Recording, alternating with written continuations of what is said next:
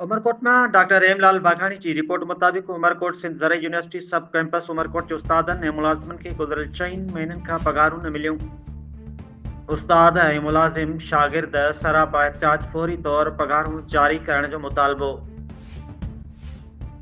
ख़बर मूजिब सिंध ज़रई university sub campus Umarkot के उस्तादनि ऐं मुलाज़िमनि मोहम्मद सलीम चांग, डॉक्टर शोएब हकड़ो, असलम पीरज़ादा, रहमतुल्लाह कुंभार, गुलसन मंगरियो, जुल्फ़िकार मरी ऐं ॿियनि जी अॻवानी में 3 तलवार चौक खां प्रेस क्लब उमरकोट ताईं एहतिजाजी रैली कढी पघारूं ॾियो जो नारा हंया विया।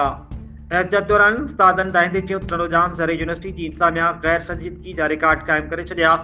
गुज़िरियल 4 महीननि खां कैंपस जे उस्तादनि ऐं मुलाज़िमनि जूं पघारूं न मिलियूं आहिनि। पघारूं न मिलण करे उस्ताद ऐं मुलाज़िम फाका कशी जी ज़िंदगी गुज़ारण ते मजबूर आहिनि।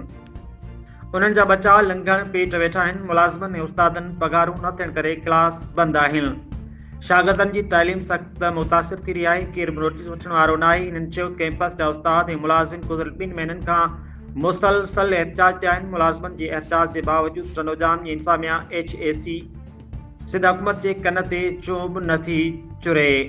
अॼु असां मजबूर थी उमरकोट प्रेस क्लब ते पहुता आहियूं। कैंपस जे वजूद जो सुवाल आहे, जेकॾहिं पघारूं जारी न कयूं वेंदियूं त मजबूरन कैंपस के उस्ताद ऐं मुलाज़िम ताला लॻाईंदा, जंहिंसां उमरकोट ज़िले जे शागिर्दनि जी तइलीम खे वॾो नुक़सानु थींदो। HAC CM Sindh, minister of agriculture, सूबाई वज़ीर तइलीम Syed Sardar Ali Shah, MPA Syed Amir Ali Shah, MPA Nawab Taimur Talpur, MNS madam Saba Talpur, Umarkot जी सिविल सोसाइटी ऐं ॿियनि आला अमलदारनि खे नोटिस वठणु घुर्जे। सिंध ज़रई यूनिवर्सिटी सब कैंपस उमरकोट जे उस्तादनि ऐं मुलाज़िमनि जूं पघारूं जल्द जारी कयूं वञनि।